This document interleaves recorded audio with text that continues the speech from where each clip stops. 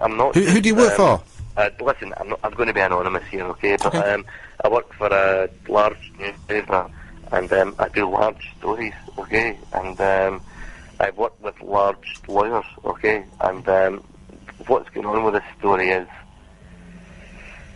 as far as I can see it, speaking objectively about it, you've had a girl who's been sexually abused, and she's been abused in many ways, you know, but the father, the broader things, it's totally, you can't prove it. All these names that have been bandied about, it's a disgrace, to be honest, to be naming this sheriff. It's an absolute utter disgrace. But there's no way in the world that guy has abused that girl.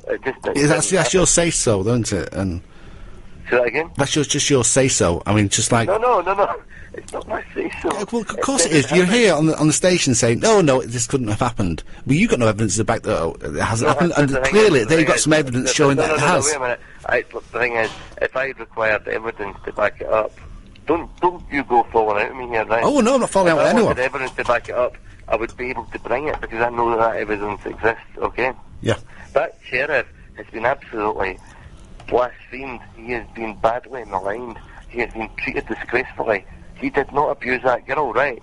You're actually doing stuff. You're actually propagating this thing that is wrecking people's lives. That sheriff, there is no way in the world that he laid a finger on that girl. He didn't. He did not do it. Get your head round it. He didn't do it. Obviously, it's not my story, and it's not my show to talk about. Your story, right? So, but I really appreciate you ringing in, though. Listen. What's your name, by the way? It's your first name. What's your first name? Mark. I really appreciate you ringing up. I really do appreciate it, because it's always good to hear the side. Right, can I just... What's your name? Paul, right. Can I just speak frankly from me to you, right? Yeah. I'm a proper journalist, right? I'm a journalist who writes stories, and you know what? What's an improper journalist, though? I do stories about people who have been fucked up, right? I do stories about the bad guys, right? Okay. I do proper investigations, right? And I actually feel like what I'm doing is just, right? And then the stories that I do, I don't see this one came by me, okay? And I had a look at it, and it just wasn't right, you know? I had a very good look at it and thought, okay. See, when you looked into the mother's mental health situation, it was worth thinking about, right?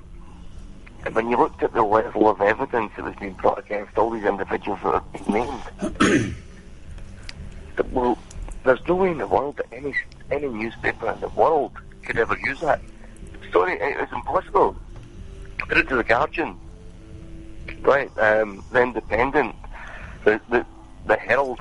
Can I just stop, Mark? Can I just stop you there 1 second? And I do take your point in what you're saying, but imagine this. Well, not imagine this is a fact. You're saying it's a conspiracy. You're saying it's nonsense.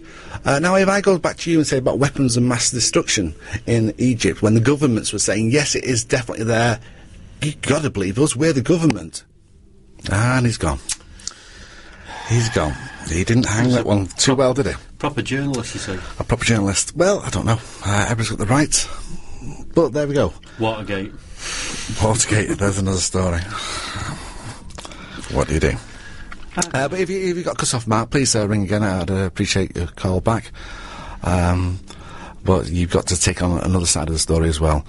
Everybody's got a right, and that's the idea of independent radio, independent media. That's why we shouldn't all be owned by huge organisations just pushing out one story. We believe, the case of the flu vaccine is a clear... We've shown both sides. And I think what was clear at the end of the flu virus, it was a big con. It was a big con job. Pharmaceutical companies making huge amounts of money. Can we call ourselves proper journalists because of that? Maybe so. Do you want to be? No, I'd rather be an improper journalist. No, not improper. I think that it should be... What is it? I'd rather be improper. I forgot the word I was going to use. So there's an email here from Dave K, and I can't read it out. It's all too rude. Again. It's all too rude. All too rude. Okay, we're still waiting for more emails from you, please. studio@masterradioonline.com for some songs. We don't want to pick songs tonight. We want them just from you. So email. We'll play anything. Anything as long as we like it. So are you looking through for stuff, Paul? Because I'm just trying to find something I like. Oh, this one. This is suitable. This is for Mark. Oh, no.